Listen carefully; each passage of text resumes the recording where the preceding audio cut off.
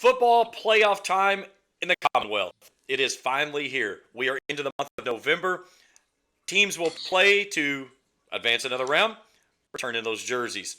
We know that we're going to get some really good football. Unfortunately for most, probably not going to be for a couple of weeks.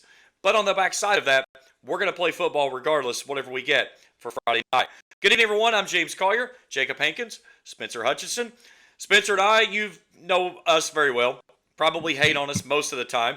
Jacob, he's kind of a cuddly bear. I don't think he'll really work on anybody too much. But Spencer, you and I, we lay it out there. It is what it is. And you look at this. You've got first-round playoff games. And this is a study that I've looked at over the last couple of years. Typically, in that first round, you're going to get about 77% of those games running clocks. And unfortunately, that's the system we live in. We'll deal through it all the way through we go, but it is what is playoffs in the high school ranks for Kentucky. Yeah, most of your games in the first round, is particular in our area, are always very lopsided by the higher seed. But you know what, though? I'm going to applaud these teams because we had two local teams, two Kool TV teams last year. They got first-round buys. And the teams that, it's not the same seeding. For Raceland, it's the same seeding. But for East Carr, they got the 2 seed this time. But these teams are making the trip down there. And I don't think that it really hurts them as far as taking a week off physically. But I think it hurts the gate of these schools. I think it hurts financially more than it hurts anything. Losing a playoff game, you can charge a little bit more because there's more at the stake. You know what I mean? There's more people will say, "Oh, Raceland's in the playoffs," or "East Carter's in the playoffs." More people show up. I mean, it hurts. It hurts teams when other teams don't show up, and I applaud them because there's some teams, and Berea, James just call it what it is, hasn't had the ideal season. And I think that it says a lot about that coach and those kids. That, they're going to make the trip, then that's not right down the road. They're going to make a trip up to Raceland knowing they're heavy dogs. I mean, when I talk heavy dogs, I mean 50-point heavy dogs. But they're still making the trip. So I applaud that. I think that's very I think that's a great look for Berea, honestly. On the other side of that, I've also said, too, I think that we have a case that states we have way too many teams in the postseason. I think it needs to go back to the way that it was when we go district champs, district runners-up. Again, I understand. I think you make a valid argument, but taking no shot at anybody. If you don't win a game in the regular season, you have no business being in the postseason. Well, I think that I agree. I think, well, first off, if we're going to get in that type of discussion, I don't think there should be 6 classes. I think that's extremely watered down. I think that there should go back to your 4 classes, put all your public schools in 4 classes, and take your private schools and put them in 2 sections, large private and small private. Let them play it out. Let your public schools 1 through 4, because it's just watered down, man. And like you said, take your top 2 teams out of each district. You shouldn't have to play to the first week of December to find out a state champion. And it's the typical suspects. These are not teams that we didn't expect to be there. Raceland or Pikeville's played in every 1A state championship game, I believe, since they relaunched it. So, and you think, Cal and Belfry and Louisville Central's dominated 3A. Mayfield and Owensboro Catholic and Beechwood have dominated 2A, LCA. It's the typical suspects. Nobody's touching Boyle County in 4A. And 5A, I think, is the biggest wild card this year. Cooper is the best team, I think. But I think it's more open than some of the other classes, maybe even 6A too. But, until somebody knocks off Trinity or Male or St. X, they're still the big dogs in 6A. Yeah, and we'll talk about that in just a little bit. Jacob, for you, your first full year, what's your take on this? Again, the big teddy bear that is the group here. I don't know that he'll try to ruffle any feathers. Spencer and I will take care of most of that. But first, good feeling of what you're going to see for high school football playoffs. I think the playoffs are going to be fun. Like you said, getting out of the second round, that's when your good games start. But overall, I think it's going to be pretty much the same teams that make it every year. Well, let's look at how things lay out first with the RPI. And again, if you're not familiar with the RPI, first off, crawl out from underneath your rock. It is something that everything is based around until we get to the first 2 weeks of the postseason. And then we go back to brackets. And I talked with Chad Tackett, the head coach for Ashland, a couple weeks ago, and he said it great. He said, why do we play the entire season based around RPI to get into the first 2 rounds of the playoffs, and we totally negate it? And there's a lot of teams that have that argument because you end up in a really difficult sister district that if you were playing under RPI, you would not see these teams until you probably get to the third, fourth round. And Spencer, you know exactly the route I'm talking about here. You've got Boyd County that's got to go to Covington Catholic in the first round. Yeah, and I think Ashland's district is one of the sneaky good ones in 4A. A lot of people, they don't pay a lot of attention to that. They probably got the area's best player in Tyson Salmons on Graham County. Graham County, a little inconsistent this year, did drop some big district games, but that's a good team. Johnson Central's really, really good. Them and Ashland played one of the best games of the year. Ashland's very good. Boyd County's very good. If you didn't think Boyd County's very good, go look at their Lawrence County's box score. And then go look what Lawrence County did to Mason County. And I reached out to some people at Mason County. I said, did you all sit players? And they said, no, we just got kicked. So, I think that's a really, the odd guy looking out is Rowan County, but that's a really underrated district. Now, unfortunately for that district and all those teams in that district is 4A is loaded. And when I say loaded, it may be the toughest class out of the 6. You've got the best overall team in the state with Boyle County. Everybody knows that. But then you've got Covington Catholic, who's kind of taken a back seat. This is still a powerhouse Covington Catholic, a team that beat Highlands this year 17-7 at Highlands. This is a very good Cov Cath team, and you've got several other ones. You got Franklin County. They're just kind of over there. People don't talk about them a lot. And the best 4A team in our area, Ashland, you kind of wonder how they match up with those teams. Ultimately, though, Boyle County is going to win that. But I think that 4A is the only classification where you're just like, oh, well, they're going to win it for sure. I think the other ones are kind of I'm going to disagree with you a little bit there because I think it's everybody agrees Boyle County is the odds-on favorite. I think Paducah Tillman's going to have a little bit to say in that final game. They may.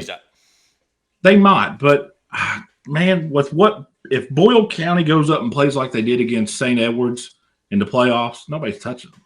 Nobody's I going agree, to do 100%. I mean, right. it's go ahead. Well, let's dig into the RPI real quick, so we can kind of lay this thing out as we lead into when we get into brackets. All right, let's start first in Class Single A. So, Class Single A West. This is districts 1 through 4.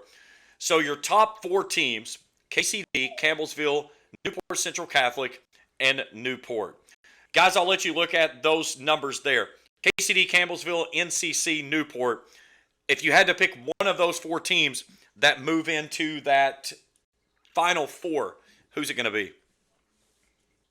Go ahead, Jacob. Probably Campbellsville or KCD would be my guess. Spencer? I really don't know. Campbellsville and Hart County, I really don't know. I don't know enough about this. KCD last year, they kind of had similar years they did last year, and then Raceland goes there and puts a running clock on them. So I don't know, man. I guess I would go Kentucky Country Day because they have a win over Campbellsville, and they would have the home field advantage if they did play. But that's a matchup that you wouldn't see until, I guess, if I don't know if the RPI just completely resets. I don't know. So here's how it works. So when we get into round 3, it's RPI based off of your East-West. So it's still broken down East-West. East-West in round 3. Now, once we get to the state semifinals, it's RPI across the state. So you're looking at a potential Raceland Kentucky Country Day matchup then? It's a possibility that you can see in – well, no, that would be if Raceland comes all the way out. You couldn't get that matchup until you got all the way to the state. What made it a different? So how did Raceland play there at the semi-state last year then? So last year, Raceland was the 3. Yeah. No, take that back. Raceland was the 4. KCD was the 1. Campbellsville was the 2. Pikeville was the 3. Yeah. So that's how it played out. I'll just say this, and I'll leave it at this. And I've been very vocal on Twitter about it. It would be a shame not to see Raceland and Pikeville at Kroger Field again. James, you were on the call for that game down in Ramland earlier in the season. You said it after the game. You said essentially because how good they are defensively. Yeah, I mean, no, not taking anything away from Sayre. I'm not trashing Sayre. I'm not trashing Campbellsville. I'm not trashing Kentucky Country Day because they're just as they could beat one of those teams. But if you look at Raceland and Pikeville's schedule compared to the other teams, it's not close. You've got Highlands, LCA, Pikeville's played Belfry. They haven't played nobody like that. But Pikeville's played Johnson Central. Raceland's played Ashland. It's just they're battle tested. And the way that Raceland went down to Lexington Christian and competed, went down 13-0 early, and that's kind of how the game stood for a really long time. And then, Pikeville got blown out by LCA. And guess what? LCA beat Cal this year. A lot of people forgot about that. So, I think it'd be a shame to see a Raceland-Pikeville matchup in the semi-state. But if we do see it, it'll be at Raceland. Now, here's the thing. We jump into the East districts. This is Districts 5 through 8. So here's the way it lays out. Sayre's the 1, Raceland 2, Hazard 3, Pikeville 4. Now, the way the brackets are all going to play out, there is one game in the second round, if it plays to that point, that is going to dictate what happens the rest of the way in the postseason. And it comes down to Hazard and Williamsburg. If Hazard beats Williamsburg and Raceland moves on into the next round, then you would get Hazard that would come to Raceland, and Pikeville would go to Sayre. If Williamsburg wins that game, Pikeville's coming to Raceland in the third round. Williamsburg's going to Sayre. Yeah, I'm looking at Williamsburg's schedule, man. They really don't have any indicator games. They haven't played any teams around here. They got Bourbon County, Clay County, Wagner, Pineville, Lynn Camp, Middlesboro, Harlan, Perry County Central. They're 7-1 on the year. And they're stuck in a terrible district too.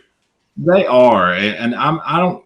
You really don't know what they have. I don't know. I will say this: in my previous notes about the Yellow Jackets, they're always athletic. They've got dudes who can just run all over the field. They're going to spread things out, and they are going to make you have to defend them sideline to sideline. Yeah, and the thing about Hazard, looking at their schedule, they've lost 3 out of their last 5 games. And when I say they've lost to Breathitt County, they lost to Corbin, they lost to Raceland, they lost to Pikeville. That's not really something to hang your head about. But it's something they're battle tested. I lean towards Hazard in that matchup a little bit, just because And that game would be at Hazard, too, because Hazard would have the higher seeding. Yeah, I think Hazard will win that game, James. I'm not real worried about that. Jacob, wake up, man. You got to dive in here at some point. I do have to James on the Hazard winning that game just because of the strength of schedule for Hazard. But it's possible, James, that Raceland could play every single playoff game up until Kroger Field or up until semi-state at home. Well, and it could actually play a semi-state game at home if you get the situation that Pikeville goes to Sayre, or even if Williamsburg goes to Sayre and Sayre loses and Raceland wins in the third round, the Rams would host a semi-state game on Black Friday. Which would be awesome. So there's a lot of different things in there, but it's all hinged around the matchup of Hazard-Williamsburg in the second round. Well, I'll go ahead and say this, and this is going to really get people fired up. I'm ready for a moment here, James. Are you ready for this? Raceland is our only area team that has a chance to win a state title. You can mark it, you can clip it, you can do whatever you want to with it. Because I don't think Ashland is good enough to win 4A. I don't think John Central is good enough to win 4A. I don't think, Pikeville, I guess you could consider that our area, more like just Eastern Kentucky in general. But in just our little tri-state area, Raceland's the only team that I think that really poses a threat to bring home the hardware. Because, East Carter, man, they've been banged up. West is at Lex Cath Friday night. That doesn't look good for them. East Carter's been banged up. They kind of took it on the chin at Martin County and down in Inez last Friday night. They're probably going to win tomorrow night. But then they're going to have to go to Lexington Catholic. I'm not saying they can't win that game, but let's say you do win that game. Well, you get to play Cal if you win, or Belfry, or, so eventually the road's going to come to an end. They just don't – it's just not going to happen. And that's the same thing that you're going to look at with Ashland. I think Ashland has the ability to make a deep run. But at some point, you're going to run head-to-head into Boyle County or you're going to Paducah-Tillman. And I just don't think the Tomcats have enough horses in the stable to get past either one of those two. No, and that's nothing to hang your head about. Like East Carter and me and Tim Champlin, we talked about it. the thing about East Carter is they're hosting a playoff game, man. How many times has East Carter ever hosted playoff games? I mean, not a whole lot over their history compared to other schools. And I think that, have they had the season they wanted? Probably not. But at the same time, they've had a good year. I think that, you host a playoff game, you're probably going to win. You're going to be heavy favorites going in there. But then you're going to go to Lex Cath, and boys, that's going to be a tough game. Lex Cath's record's not great, but they're a pretty good team. Yeah, I mean, they were 0-5, and they were still ranked in the top 10 in the statewide poll until they lost that last one there. But, I mean, it's just you kind of had those expectations. You know what you're going to get when Lex Cath gets to the postseason. I'm going to do a rant real quick. Speaking of your polls, James, and I know you vote in that AP poll. I don't know who votes in that poll, but do they have something against Pikeville and Raceland? Are they're just ready for a change, man? They just cannot put Raceland and Pikeville at number 1 or number 2 in 1A. It's almost like they've never been a factor ever in 1A. They keep putting every other team. They take chances. They take turns. Oh, we'll put Campbellsville there for 8 weeks. Then we'll put KCD. Now it's Sayre's turn. When is it going to be Raceland and Pikeville's turn? Here's the thing, and I will say this for a lot of people across the state. They do not care about 1A. Unless you have a team in your area, they don't care about 1A. They put it at the beginning of the state championship. They play it. It's the little guys. Let's get them out of the way. And they should care about 1A. You've got a really good possibility of having a great state championship game, depending on which of. I think there's probably 3 teams that could land in that state championship game, and I think any of the matchup of the 3 could be possibly a great game. Yeah, and I think that I'm glad that you said that they don't care. Well, did they care when Pikeville went down and whipped Madison Central up and down the field last year? Madison Central or Madison Southern, one of those teams was top 5 in 6A. Did they care when Pikeville beat Johnson? How about when they beat Belfry last year? Did they care about that? Or how about all the years that Raceland beat Ashland? It's just like, I don't know. If you're going to vote on a poll, vote on it the right way. Raceland and Pikeville are easily the top 2 teams in 1A, and I don't care who that offends. That's what they are. Yeah. And everybody is so against putting them 1 and 2, and that's fine. But when they're playing at Kroger Field, it's a told you so moment for those idiots who vote in the AP poll. All right, on to 2A. Really quick. Point proven. In the West.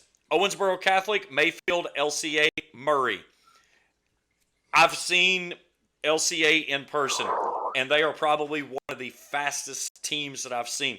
I talked to a lot of the guys from Raceland, and one of the things they said, their quarterback shifted positions so quickly. And Doug Charles, they lost 2 games this year. Boyle County, Franklin County, both of those teams undefeated. They've won 8 consecutive.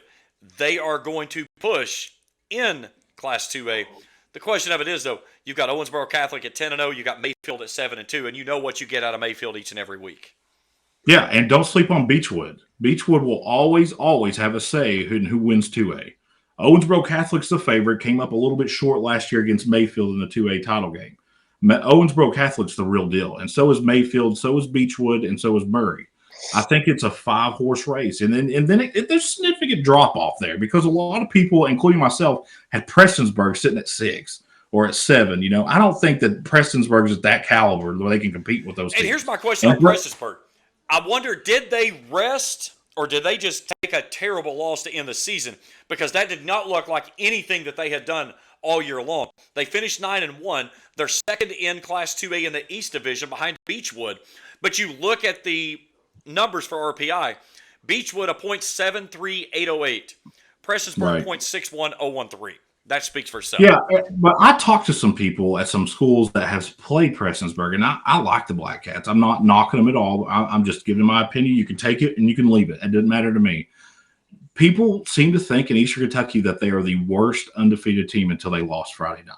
They had several games that were very close. A 1-point win over Martin County. Martin County is pretty good. A couple point win here or there, but they found ways to win. That's what everybody kept, forgetting to say in their sentence, but did they win? But I don't think that they have the guys, the Jimmies and Joes, to match up with the potential of Beechwood. They're not going to play against Mayfield. Owensboro Catholic, those guys are in a different league. LCA, I think, pick a name out of a hat out of those four teams. But I think after you get past the fourth or fifth team, there's a significant drop-off. So I think your state champ will be in that top five. Yeah, without a doubt. All right. I'm sitting here looking at Owensboro's schedule, Owensboro Catholic schedule, and they have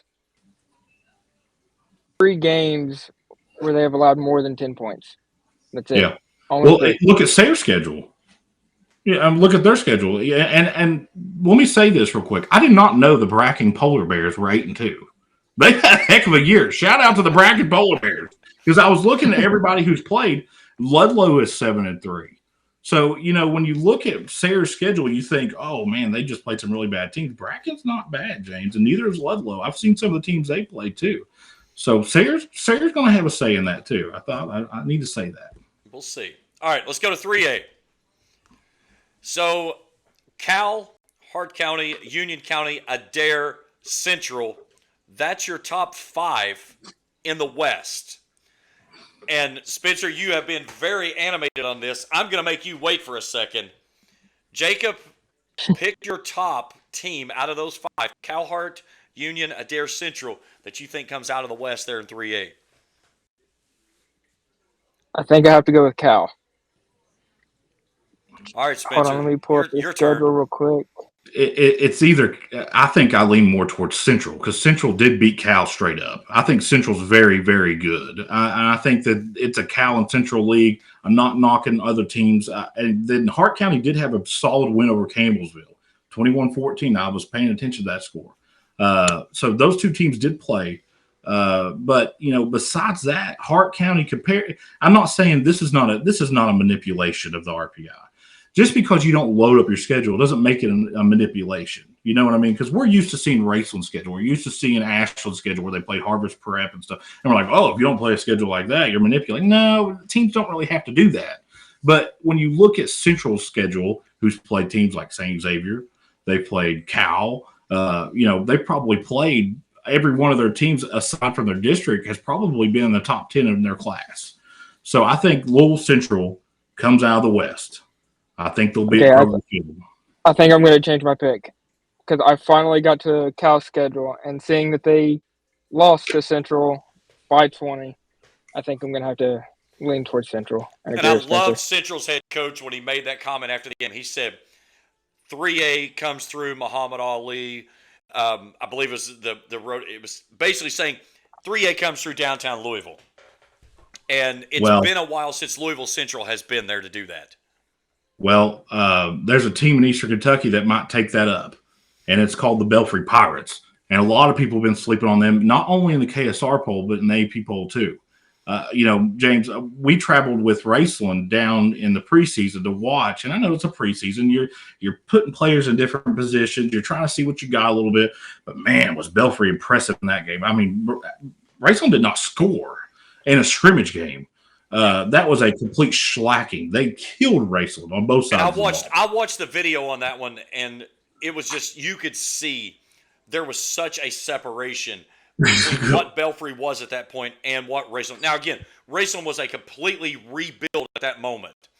But they looked mid-season form with the way they move the football.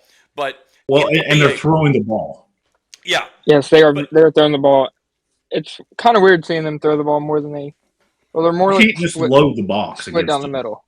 You can't. No, if this is not a 4-4 defense, Philip Haywood, we're going to get under center. We're going to tell you where the ball is going before it's snapped, and you can stop us. This is not that. They get a lot of pistol formation now. Sometimes they'll get back in the gun, and they've got guys, big, physical, fast wide receivers that can beat you head to head down the field, and they got a quarterback that can get it there. They are a very good team. They took Johnson Central had to go on a game-winning drive to beat them in Paintsville. They clobbered Pikeville. In Pikeville, I believe that's where that game was at. I can't remember. They lost one more game. They gave a game away to George Rogers Clark, a game that they gave up. Yeah, they lost TRC and Johnson Central are the only two losses they have. But I'm telling you right now, do not sleep on the Belfry Pirates. Actually, I'll go a step further. I think they're the favorite to come out of the East. So you think Belfry ahead of Bell County? Yeah. Oh, yeah. Hey, James, that's easy. That's easy. No offense to Bell County, but there's no Thomas in the backfield this year. Yeah, If they they don't have play, that power back that they did last year. no, and Yeah, Bell County's a good team. but at the same time, no Thomas in the backfield, no Mr. Football, but still a 9-1 record, which is pretty remarkable for what they did.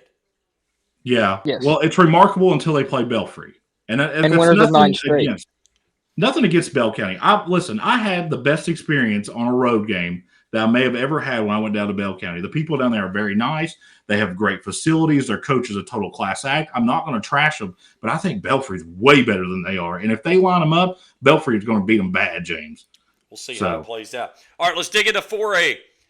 So in the West, Franklin County, Paducah Tillman, North Oldham, Allen County, Scottsville. That's your top 4. Franklin County, That's Paducah it. Tillman, both 10-0. Ooh, that's the best class in the state, James. Best class in the state. 100%. 4A It's the best is class going in to the be state. worth 100%. every dime that you pay for admission to get into that game on that first night. 2 years ago, me, James, and Jim Forrest sit in front of the window in downtown Ashland, and we were doing a pregame show. And this was back when Boyle County I know they had won a couple of state championships in a row, but the games they had played with Johnson Central were close games. And they were not on that next level yet. They were not, hey, let's go beat every number 1 team in other state level. And they were just getting it going. And me and you knew that. We knew what they had. The Quisenberry kid was really starting to put it in gear, picking up some high interest from big D1 colleges. Mm-hmm. And, me and you, we said it during the break. We said, it's a bad year to be a good team in 4A. Well, guess what? It's a bad team. Bad year to be a good team in 4A. Yeah. The top 5 teams in 4A have combined 2 losses. Yeah, but Ashland might be your best team outside of Paducah Tillman and Boyle County. They might be. If you think about it, they have a chance. I think it's them and Corbin. Yeah, so we look here at the East District. Boyle County at 10-0, Corbin and Ashland 9-1, Covcath 8-2, Johnson Central 7-3. I mean, it's again, you've got some teams from the local area, even going down to Greenup County, 8-2, one of the best years they've had in a long year. Man, and it's still, you've got Boyle County that you're standing at the top, and it's like, guys, you're not even close. No, and Boyd County's been a really good team. They've really hit a stride here at the end of the season. Boyd County's been very, very good. The big win over Lawrence County. I don't think they have enough to beat Covcath, but Rhett Holbrook's a dude. And the way that they've kind of, they had Ashland down there for a little bit. They kind of alternated scores. Ashland kind of pulled away there at the end. But Boyd County's a team that it's unfortunate that they got Covcath in round 1. I was at the Ashland and Boyd County game. A team on the road, and they got to make that 2-hour bus ride because that's a team, not necessarily that is a semi-state championship, team, but they're a team that could upset somebody for sure if they overlook Boyd County. What'd you say, Tiger Hankins? Yeah, I said I was at the Ashland and Boyd County game, and it was a whole lot closer than what the score shows. I mean, Boyd County shot themselves in the foot so many times, just picks and turnovers, penalties, everything, just taking the ball out of their own hands. Now, I want to throw this out there real quick on Corbin, because Corbin's new head coach, Luke Sammons, he was the head coach for Cabell Midland in West Virginia. That's where I started my broadcasting career, was covering teams in West Virginia. I was around Coach Sammons' program a long time. They had some dudes. It was not uncommon to see multiple guys head out and play high-level D1 football. He then moves from West Virginia into Kentucky and into an area that is obviously Boyle County flexing. But I think over the next couple of seasons, we're going to see that window of error there maybe shrink a little bit, and you're going to see Corbin and Boyle County that's going to turn into be a really, really big matchup. You think about it, Spencer, you and I, we talked about this last year. That was probably your state championship game in the third round last year. As soon as Corbin and Boyle County didn't play in the state title game, you throw the RPI out. As soon as those two teams did not play in the state championship game, it proved right in front of everybody's face that the RPI is a flawed system.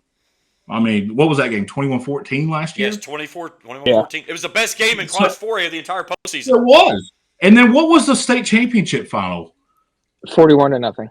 Oh, so there's another classic example of the RPI is awful, and it's one of those things where when we first got it, we're like, yeah, this is a good thing, but we're going to have to work on it a little bit. We'll work through a couple of seasons and see how it plays out, and for the most part, a lot of that does work out, but it's still a flawed system. You hurt teams for playing good schedules. You should never hurt a Raceland or a Pikeville or an East Carter or an Ashland. Like Ashland going to play Harvest Prep.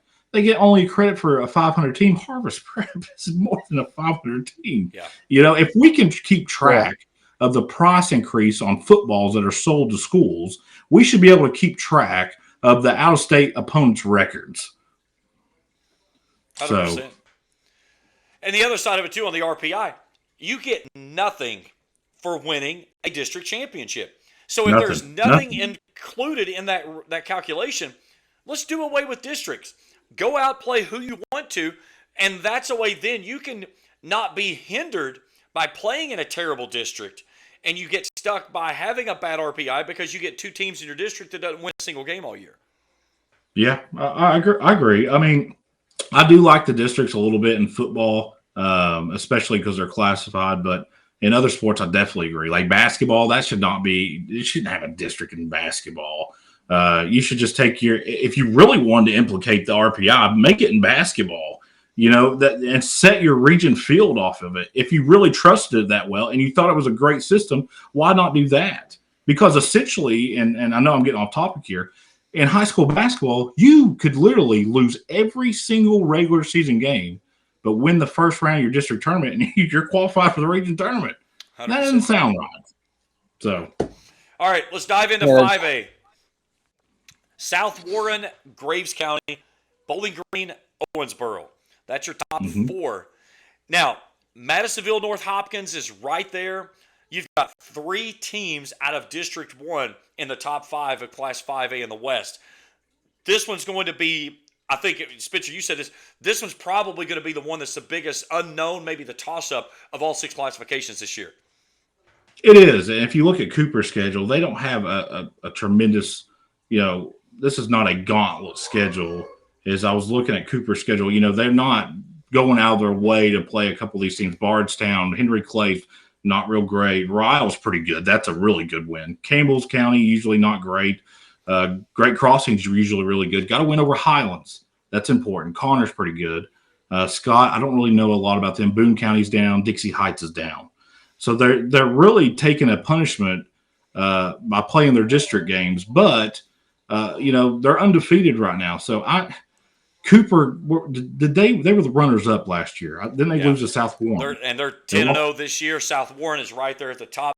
And I think anybody would say you're probably thinking Cooper, South Warren in your championship. But, Jacob, a team that I've been kind of watching all the way through this year, just kind of made it a little bit up the rankings each and every week, has been Woodford County. Yeah. I'm looking at Bowling Green's schedule and see one very big win that they have, and it's over 6A St. X. They beat them 26-9. So that was to close out the regular season, wasn't it? Yes, and I think Bowling Green is probably right there in the conversation with everybody else. It's tough to, and I hate to do this, and I'm going to say this a little bit. It's tough to rank 5A when you live where we do. Because you don't really get to see a lot of those teams because most of your 5A schools are either joined together county schools or they're in the Lexington and Louisville metro area. So you really don't get to see a whole lot of them. You basically have to base your rankings off the results of scores, which is unfair to those teams, truthfully. But, another team that I'm looking at here that has had a really good year, they have a win over Cal. They did lose to St. X, but they played a lot of 5 and 6A teams. I'm jumping ahead of myself, but Ryle. Do not sleep on Ryle. Over in 6A. Over in 6A. All right, well, speaking of 6A, let's head that way. So, over to 6A. Manual, Male, St. X, North Hardin. Manual taking a tough loss late. St. X is right there at 6-4, but you look at all of their teams that they've had to play around them. Their Of course, schedules. yeah, their Yeah. schedule's crazy. Of course, Louisville Male is there. And again, St. X, they get punished for, I think, play some teams from out of state, so that's one of the reasons why their RPI is as low as it is. But Male, Manual, St. X, pick from there, guys, out of the West. Who do you think comes out? Go ahead, Jacob. Probably Male would be my guess. I'm going to go with Mr. Reliable. I still think it's Trinity's class until somebody beats them, man. I mean, if I'm looking here, and I would say that St. X probably sit a couple of kids against Bowling Green. They lost last week against Bowling Green, but they did lose to DuPont. Did have a win over Ryle and Trinity. Went up to Cincinnati Elder and lost. But it seems like, this time of the year is made for the Trinity Shamrocks. And so Trinity went up and beat St. X, who, by the way, was in the top 3 in Division I in Ohio. I mean, Ohio's kind of taking it on the chin from some of your bigger schools in Kentucky this year. I'm going to go with Trinity, man. I know that's not like going out on a limb or anything, but Now, if we're talking the whole thing, I will say Trinity. But I thought you I'm said just talking West. about the West. well, here's the thing, though. There's really not So- East and West. Most of your other than Frederick Douglass in Lexington, where else is there 6A teams besides in Louisville? Yeah, because you've got Ryle is the top team in the East, then Trinity, Yeah, Frederick Northern Douglass, Kentucky. Bryan Station, Great Crossing, Madison Central, Oldham County, Tates Creek. Yeah, so So I mean, basically, Frederick Louisville, Douglass might be a Lexington, sleeper. Metro, with the exception of Ryle, that's in Northern Kentucky. yeah. So I'm give me Trinity. I think Trinity's going to play. They'll at least be there. I think. And Male and them, man, they've always had Male, Trinity, and St. X. Trinity dominated there for a while, but Trinity, St. X, and Male, man, they're just traditional powerhouses. If you ever see them on your schedule, you know you're in for it, man. That's going to be an absolute war.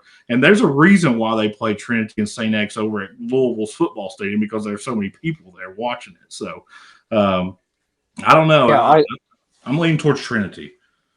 I tried to get tickets to that game last year, and they sold out the night before. Yeah, that's probably the only sellout at Louisville Cardinal Stadium all season long was between Oh, two here we high go with the school UK, programs. folks. Well, I mean, that's what it is, you know. All right, so Had let's that two high dive school into the teams, so- brackets. So here is Class 4A. So again, the first 2 rounds are based off of your districts. So 1 and 2, 3 and 4, 5 and 6, 7 and 8. Then the winners out of each one of those go to the higher seed. Then they play from that point. You get to your final 8. And then it's East-West RPI in the 3rd round. The final 4 is the state RPI. And the last 2 standing go to Kroger Field. Guys, we look at 4A here. Is it Boyle County in the field, or do we see somebody that makes a late surge there in that championship game? Does Paducah Tillman have enough? I think they've got the horses in the stable for sure. Can they beat Boyle County in a 48-minute game, though? I do not think so. Well, Paducah Tillman, looking at their schedule, they played some really good teams. I'll tell you a team that would match up really good with Paducah Tillman, though, and that is the Tomcats of Ashland. Both of them have spectacular athletes on the edge. They're very speedy. They play good defense. I'm not saying Ashland could beat them, but I like Ashland's chances every time they line up against a team not named Boyle County. I think that they have a better opportunity to beat Paducah Tillman. So it's just one of those things where, it's easy to say Paducah Tillman and Boyle will be there. I ultimately think Boyle County will win 4A, and I think they might win it by at least 3 touchdowns. But Paducah Tillman hasn't been tested, and I'm looking at their schedule right now. McCracken County, Graves County, Mayfield. Mayfield might be their best win right now, James. They got Hopkinsville, Allen County, Logan County, Warren East, Callaway County, and Russellville. So out of all those teams, the 2A Mayfield might be their best win. And you So think I'm about not too really. the demographic of where they're stuck in, right there in that western end of Yeah. the state. It doesn't like it lend itself easily to get to all these other schools that maybe they want to go play that they could make within a 2 hour bus ride.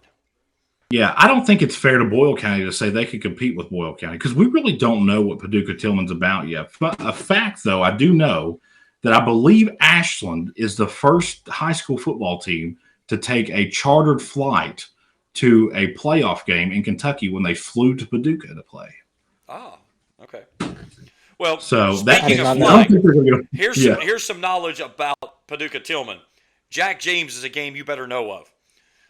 3,054 yards through the air this year, 43 touchdowns, 7 interceptions. He has 6 receivers, make that 7 receivers that have triple digit receiving yards. They've also rushed for roughly about 1,400 yards. But this is an air raid attack. They're going to spread you out.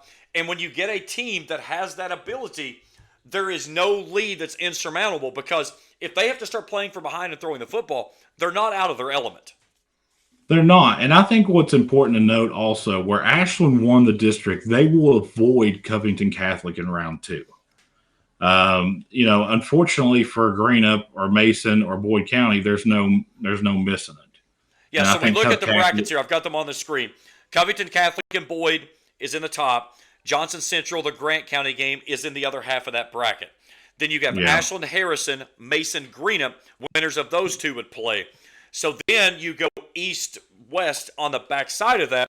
And I think a lot of people would say you're probably going to see Ashland that's going to come out of the bottom half of that bracket. And then you're going to see an absolute war between Covington Catholic and Johnson Central. I don't know. And I think that game could be close just because of how It could physical be. Johnson Central is. Man, if Johnson Central could learn how to play defense, they could be really something special. I'm not saying they're not great, but when you have scores that are 50 to 51, and that's what I kind of thought was going to be the score that with them in Ashland. Man, they can score in bunches. They got great athletes. They run an offense that is extremely hard to stop. They will score against anybody.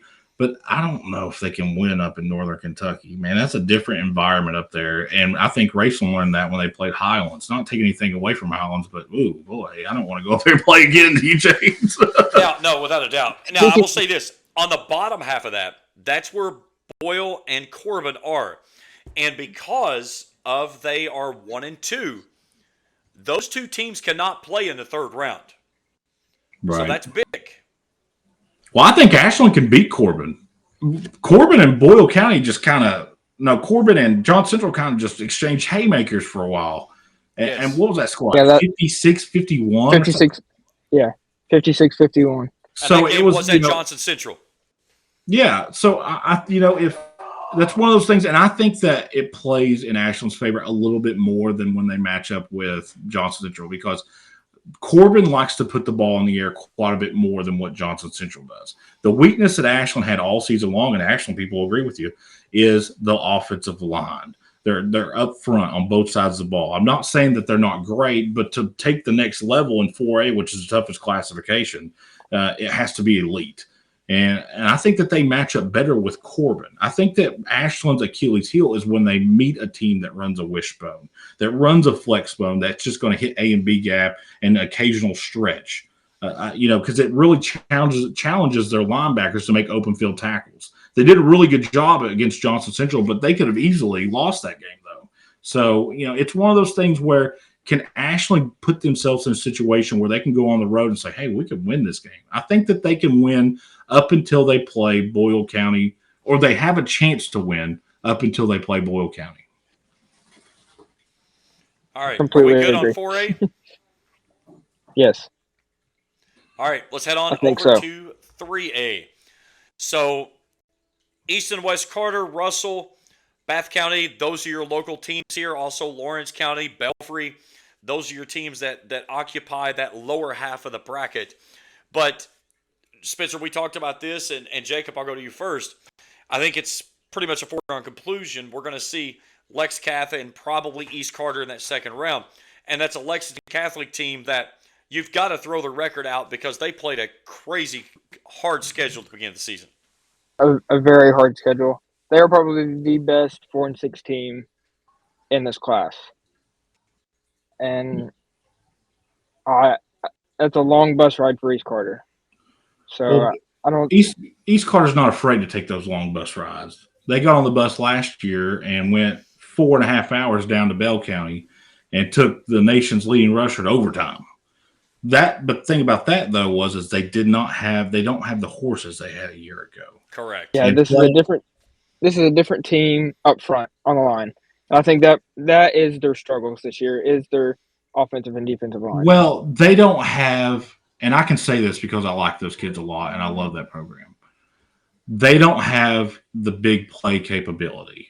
They don't have a Gabe Roberts. They don't have a Connor Goodman. They don't have a guy that they can say, okay, it's 4th and 11, and we're at the 12-yard line. We got to score on this play. Let's just throw a fade over in the left corner end zone. They just don't got it. They just don't. They've got a couple of smaller receivers that's got decent speed, but they don't have a dude. They don't have that. When you're scouting them, you don't say, oh, okay, this guy right here cannot be single coverage. Or, Landon Yoke's very good, but he's not going to win you a state title. You can't hand the ball off to Landon Yoke every single play and in A or B gap and expect to win those bigger games. You're going to have to expand it a little bit. Rylan Fowle, the fastest kid in the area, he's a pretty good receiver, but teams have done a really good job of saying, okay, everybody on the edge except for 16 is going to beat us. And a lot of games he's been taken out. So, it's just one of those things where, Lexington Cath, man, is kind of a buzzsaw. Now I switch gears and I talk about Russell, the team that won that district. They're going to play Pendleton County round 1. They'll probably win that game. And they're going to play Lloyd Memorial most likely in round 2. They'll probably win that game. The problem with that, though, is your reward is you get to go to Pond Creek and play Belfry in late November. That is not a winnable game for Russell. That is where the season will end. And Spencer, here's going to be a really cool game that we're going to see more than likely in the bottom half of the bracket in 3A. You're going to get Belfry and Rockcastle County. And Rockcastle County's being in the top of the ratings in 3A all season long. I just don't – I could be completely wrong, man. I just don't think that those teams can beat Belfry, man. I just don't. Rockcastle's got a 1-point win over Paris, man. And I think their one loss was to Bell County, 14-3. 14-3. So I just don't think – no offense to Bell County or Rockcastle, I just do not see those teams beating Belfry, man. I think Belfry comes out of the East, and they may make it look easy, too. Coaches across the state will clip it and say, look what this idiot says. Oh, he don't know what he's talking about. But they never give me credit when I'm right. Oh, so no, we never get credit when you do something right. Only when just like our good friend down in Travis out in Mason County. If they win and we picked against him, he's the first one to get me, man. And I'm the man about it. I say, I was wrong. But when we're right, there's crickets. And I love Travis. I can say that. Travis is a good dude. Yeah. But never hear when you do the right call. Only when you do the wrong call. That's society in itself. I think Philip Haywood has his Belfry Pirates at Kroger Field, James. And I will say this. You have been on Belfry from the word go this year. I just think they're that good, man. They made Rayson look like a JV football team. I know Rayson was sorting things out, but there's still serious talent on Rayson's team. And they made Rayson look like they were playing, Tollsboro.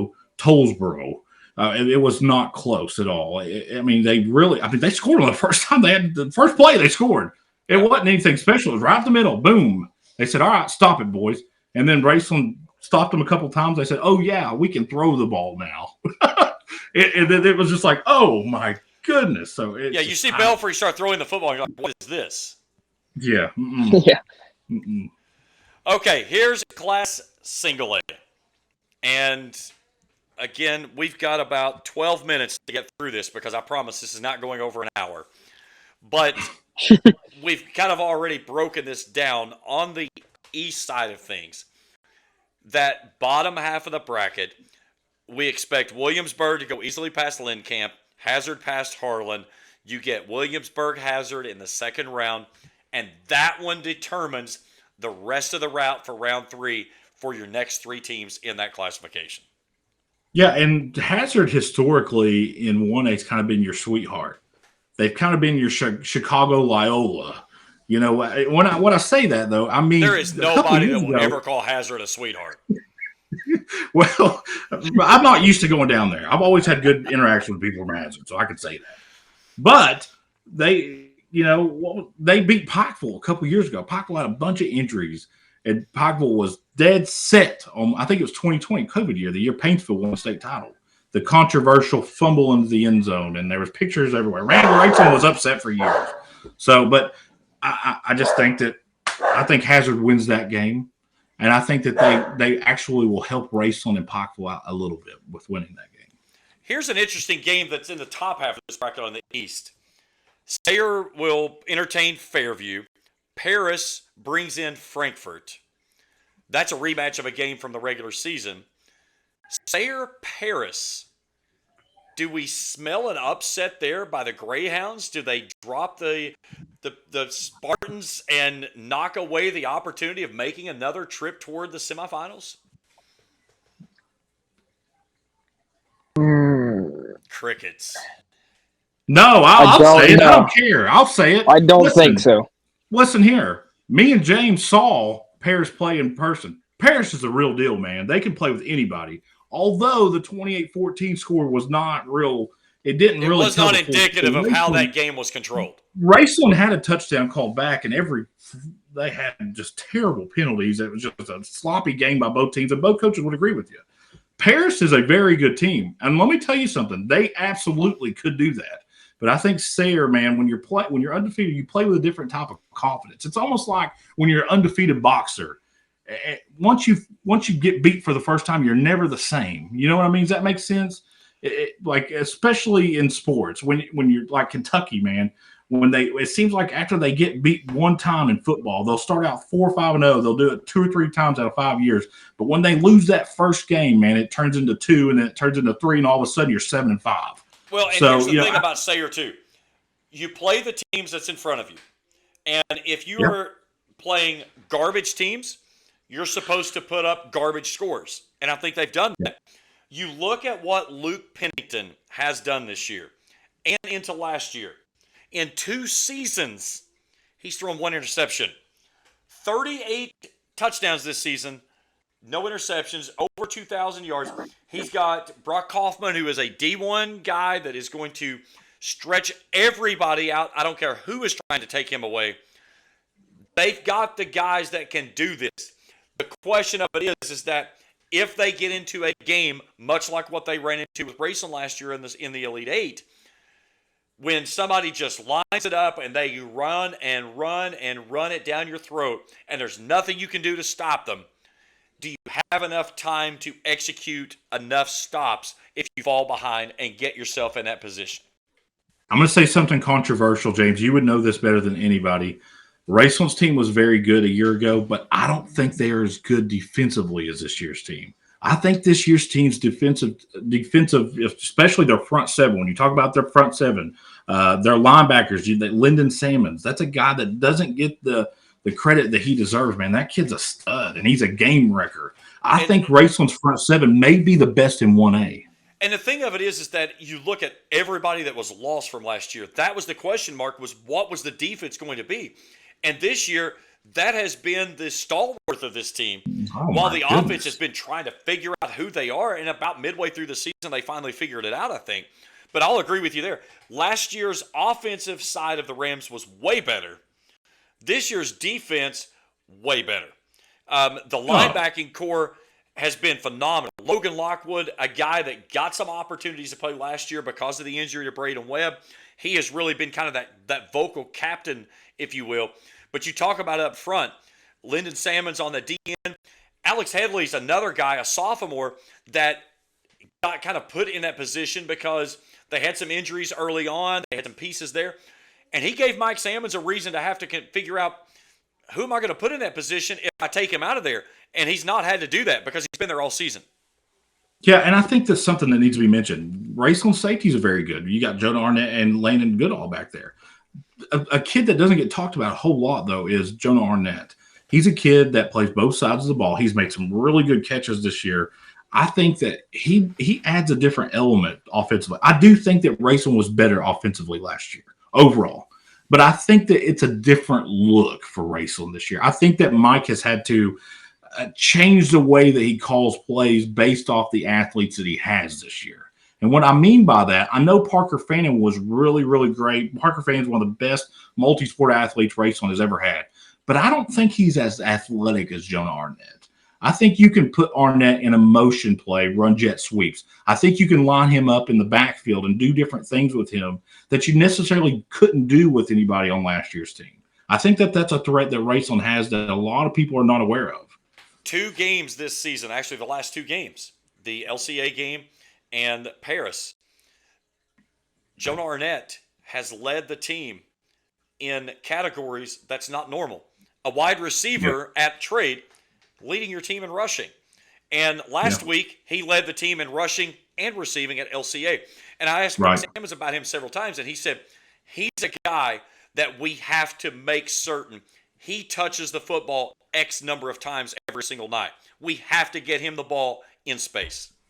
He's kind of like Raceland's Wandell Robinson. He's a guy that, either he could, if you don't give him touches, he might lose 5 or 6 yards the first 2 times he touches it. But it's worth the risk because he might take it 80 the next one. He is a very good defender. He has good field vision. And I think that's Raceland is very good with those safeties with Landon and Jonah back there. They don't let anything get behind them.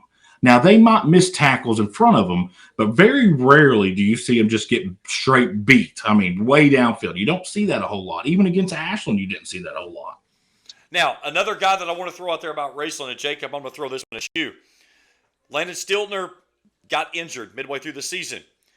Shannon Marucci, as a guy that has just kind of been thrust to that position, he's a guy that I always kid. I said he gets out of bed in the morning and he chooses violence. He runs behind his shoulder pads.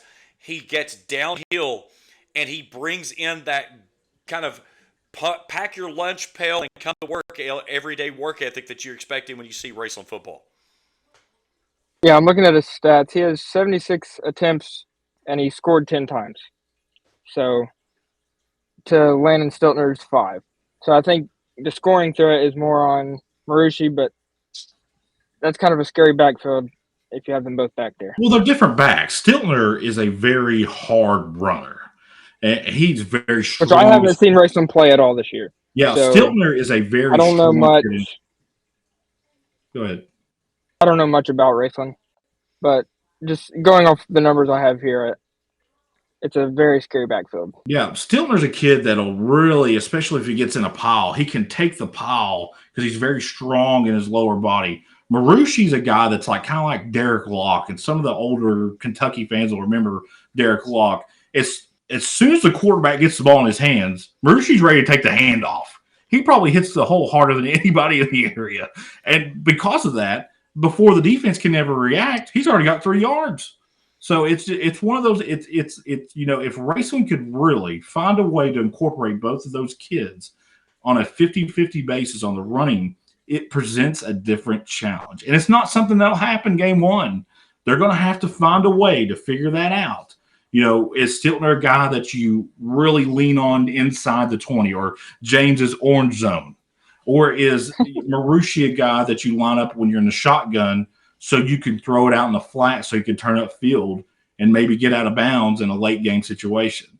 It's just one of those things where if they could find a perfect balance, Raceland becomes a different element, man. And here's the thing, too, that you get with Marucci that does so well. He blocks so well. So he works as an extension of that offensive line that gives Jonah Arnett a chance to get downfield. And Jacob Waller has been very efficient in the passing game. I want to, before we end the show, I want to give a quick shout out to my East Carter Raiders, man. Kids, they lost one of their better players in the passing league, a wide receiver, and everybody kept saying, man, they're going to be bad. They're not going to be very good. Well, they proved everybody wrong, and they did that in week 1 with a big win over Estill County. Estill County sitting 6-4. They've got some good wins on the season. East Carter, they were they led the district championship game for 3.5 quarters, and if it wasn't for Jacob's brother, they probably wouldn't be there. Completed a pass to himself, too, by the way. He did, man. He's a good player. Yes, Elijah's a good player, man. I need to give some love to my big ones, too. The Dickens twins and a couple of those linemen down on Russell's offensive line, very good. Same goes for East Carter. The Cooper kid for East Carter doesn't get the love that he should. He's probably the best interior defensive lineman in the area. And you wouldn't know it because, it's almost bashful to say brag on East Carter. I'm the one that's doing it the whole time because they don't get the publicity. If East Carter went on the road and beat Belfry in the semi-state championship game, but Ashland basketball was playing, Ashland would be on the front page of the sports and for the Daily Independent. It's just the way it is. I mean, it's not anything against them. It's an Ashland-based paper, but there's no real big media outlet besides Kool TV and Go Radio in Grayson. So I think that, there's some really good players out of Grayson. The feeder system's coming through. And speaking of that, tomorrow night, me and Jeff Irwin will be in Grayson on the campus of Kentucky Christian University for 2 EKC championship games. The 7th grade West Carter Comets are going to take on Mason County, and I believe the 8th grade East Carter Raiders are going to take on Rowan County. So, and that speaks volumes for both those programs. There's talent coming. And I want to correct you just for a second, but by the time that people actually watch this, tomorrow is today. It's Thursday, because this is when this will post. James is not going to upload this till 5 o'clock tomorrow, and everybody's going to think he's an idiot. They probably already think that, so I'm nothing to lose, James. It is what it is. All right, Tiger Hank, it's time for your final run as we're running out of time here. So I really don't know. Well, why don't you tell everybody how you got your name, Tiger Hankins, first? Spencer gave it to me because I like to watch Ironton. James would be somewhere in Lexington, and I'd be on the road somewhere, and we'd be in really good games, and we'd get a text from Jacob that says, "Man, Ironton looks really good." Well, Jacob, that's great. You know what? That's really good. So we started calling him Tiger Hankins. That's okay. Well, guys, that's going to wrap us up. Again, a couple of things. Don't forget our weekly banter. We're still doing it. We'll do it through the postseason. Tiger Hankins is trying to pull away a little bit, but it's still not completely out of reach. Nope. He does cheat. I did not cheat. James knows you cheat. You admitted to it. I did not cheat last week and went up one game. Yeah, because I had to make sure you weren't cheating still. Yeah. James, did he not admit that he was mirroring? He did admit it. It is written on the paper. Only certain picks. But either way, go to our website, Kool1057.com. Go to the football banter. It pops up right there on the homepage. You can go to it.